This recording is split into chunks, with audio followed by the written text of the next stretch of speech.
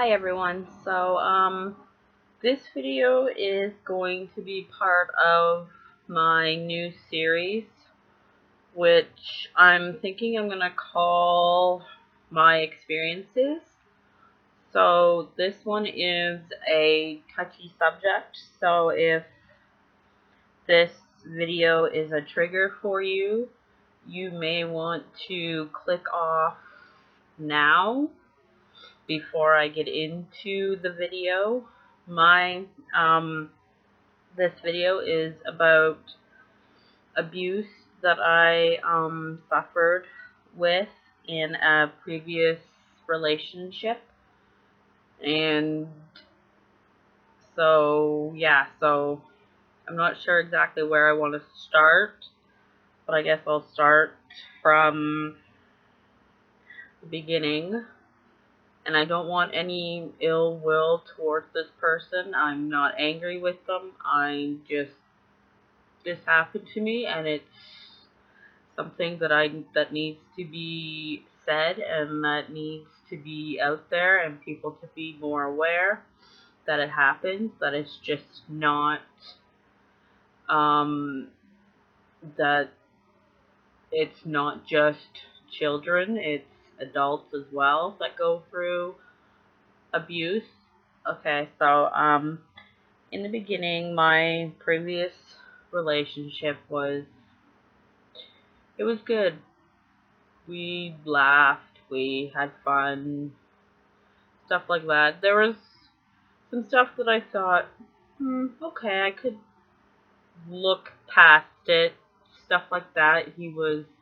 This person was dating someone else. I found out at the time that we started dating, so the person was cheating on someone else with me. And then they broke it off with that other person to be with me, which I was not aware of, that they were dating someone else at that time. So that should have been my first clue that this relationship probably wasn't going to work out the way that I thought it would.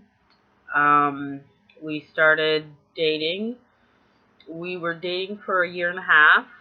So we started dating. This person would constantly text me, constantly call me, and if I didn't answer, they would start getting more and more and more angry with me. Where are you? What are you doing? Why aren't you answering your phone when I call you? And I should have known that that was a red flag, and that's a warning sign of control and a form of abuse, wanting to know where you are, because I went through school for social service worker, and we learned about domestic violence and domestic abuse, and I just thought, nah, that'll never happen to me, that I love this person, they're just, I don't know, and then I started finding more and more stuff out that I don't know, because this is what this person was telling me, that he was cheated on before by previous girlfriends and stuff, and our relationship in the beginning was good, but then the honeymoon period wore off, and it was very volatile. There was always fighting. We would always fight or argue about something. I was always the one paying for stuff. So it's a little, I guess in a sense, for me, in a sense, it is sort of financial abuse, because I would be the one that would be spending my money, buying everything, and all that stuff, and I would get to the point where I would have no money for me, and then I would be going hungry because I had no money, because this person was wanting me to spend money on everything. Oh, buy this. Oh, can you buy me this? Can you buy me that? But then in return, I wouldn't get anything in return back. And so that should have been another red flag for me, but it wasn't. I continued in the relationship, and the texting and the calling still continued. And then one night, they were staying over. He was staying over. He would stay over a lot, so I think I was starting to get very stressed out. He was very dependent on me, and I'm not a very, I'm dependent on people when I get in my depression and stuff like that, and that's another story though for another experience video. But so he was very very clingy, I guess, very needy. I had to do stuff with him. I couldn't go and do stuff with friends, and if I did, he would get mad at me and be like, well, you told me that you weren't going to go. Why did you all of a sudden go with that person? And it was like I couldn't change my mind. I couldn't do anything for me. And it got to the point where one night he was over here. We were horse playing around in the bed. I was tickling him, and instead of him verbally telling me to please stop, he decided to take his arm and put it across my throat and basically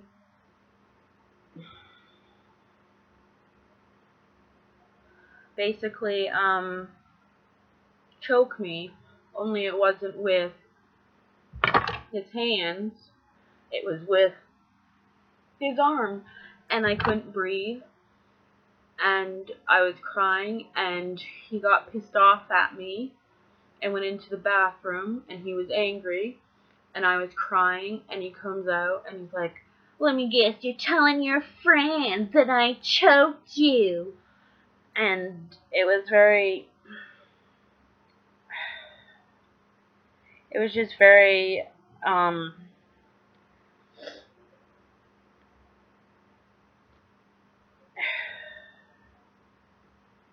don't know, it was just very violent. He was very rude and very ignorant with it.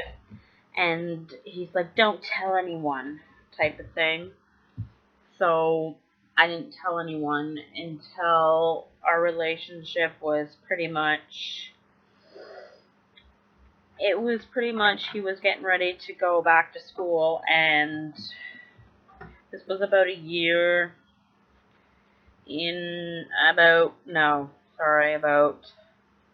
6 months into our relationship. He was getting ready to go back to school. I was getting ready to go back to school for my final year. And he basically, I told his father what he had done to me. His father had given me a ride. And I basically told his father what he had done to me. And at first his father was laughing about it and thought it was some sort of joke, that I was joking, and that you should know how he is. He gets very angry very quickly, and it was almost like it was my fault, until I said, it's not a joke, it's not funny. He choked me, I couldn't breathe, I couldn't even, so I found out that he had actually talked to his son about it, and his son got in trouble, but the mental abuse part continued. He would call me and we'd be talking about something, and he'd be like, I don't know. I don't think you do fully understand this. And it was making me feel like I was stupid, and I'm not stupid. And it was very difficult because I couldn't even say anything without feeling like I was being told I was stupid and that I don't understand, and just a bunch of stuff that should never be said in any type of relationship with anyone. You should never make them feel stupid. And so that went on for about another 4 months. And there were times, though, that there was one time that we had we had to go to an appointment. I had to go to an appointment with him because we're adults, but I don't know. Anyways, we had to go to this appointment and together, and he wouldn't let me explain that we would pick him up. He wouldn't let me explain that, and he basically told me, "Fine, I'll walk there. See you later." And and he said some other mean things too. And I pretty much called my mom, and it was so bad that I was crying, hyperventilating, because this was happening. And it was an abusive relationship. And I would say, but I love him. He'll change. And he didn't, because shortly after Christmas of 2014, so the beginning of 2015, I find out that for 2 to 3 weeks he was cheating on me with a girl from school, from his college. And I had to find this out. He skirted around it. He wasn't upfront and honest with me. I had to find out from the girl's mother that he had told her that we had broken up, that we were no longer dating anymore, that, yeah, and to find out that it was a lie. And she had told me that my daughter is no longer dating him, and there was just a really mean, nasty social media message. It wasn't a very nice one.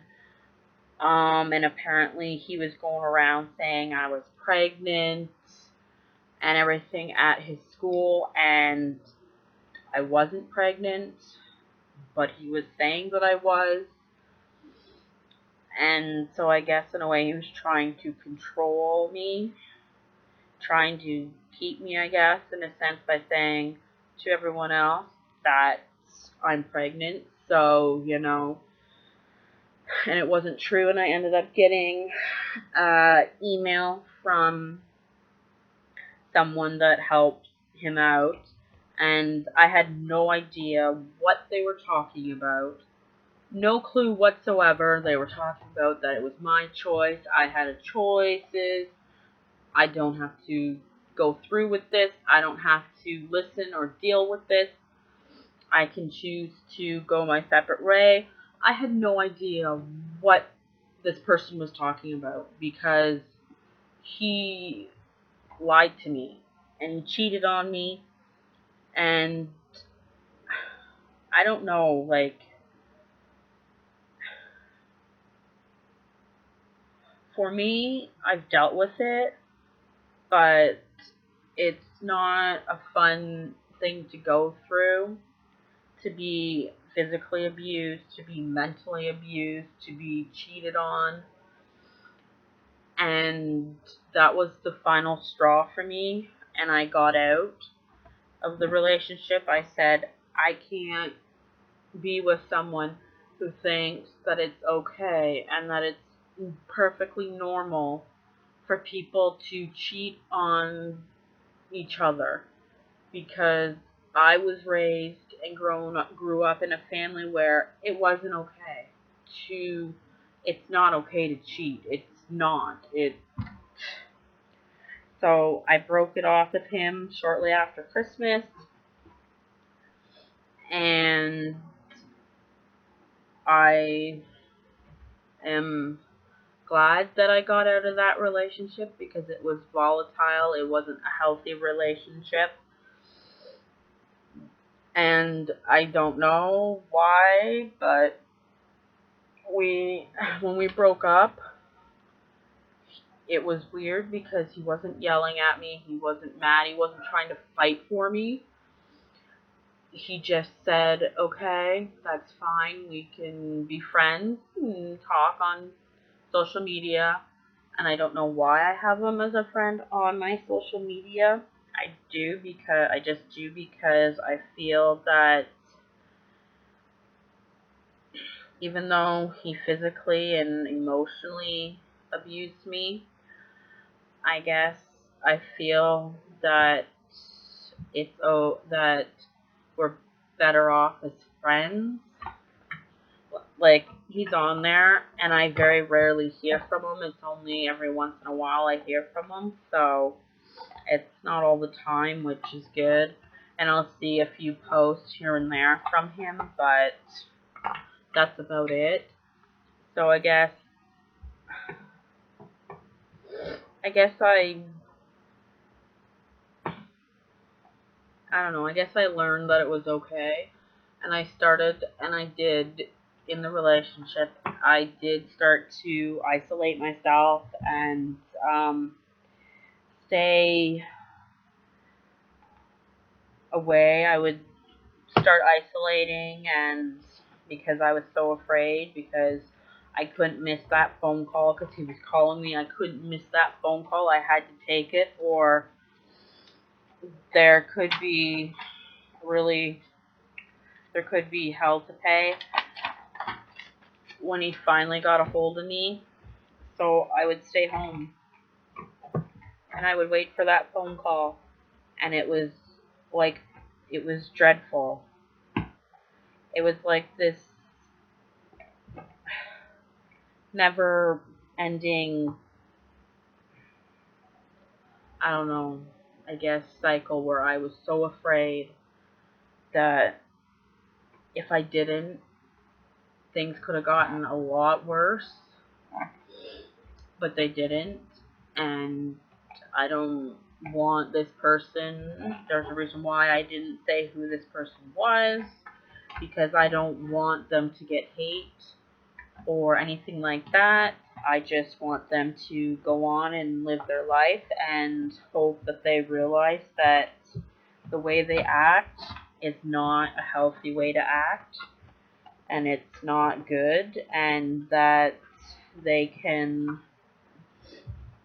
fully understand what they did to me. So I think this right here is going to be where I leave off. So in the description below, I'm going to leave a link to a website that you can check out if you are in an abusive relationship, or you know of someone who is in an abusive relationship. It tells you the warning signs, that kind of stuff. I was going to put it in this video at the end, but then I wasn't too sure, and I was like, don't I don't know, and I don't think so. So the link for that will be in there, as well as there will be a link as well to a website that it's called Red Flags. There's red flags and warning signs, so it gives you it's a booklet, and it gives you it's a PDF booklet, but it gives you a list of like red flags to watch out for, and self-check questions to ask yourself or for someone else if you know. And there will also be a link. There will also be a number for the National Domestic Abuse Hotline in the description below, as well as their website.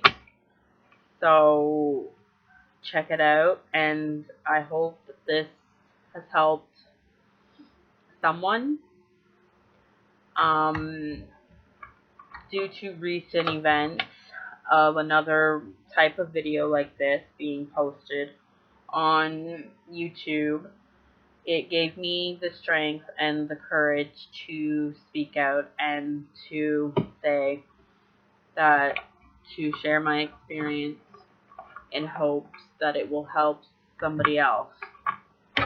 And I also want to say that it's not just women, it's men as well that get abused physically and mentally and emotionally. So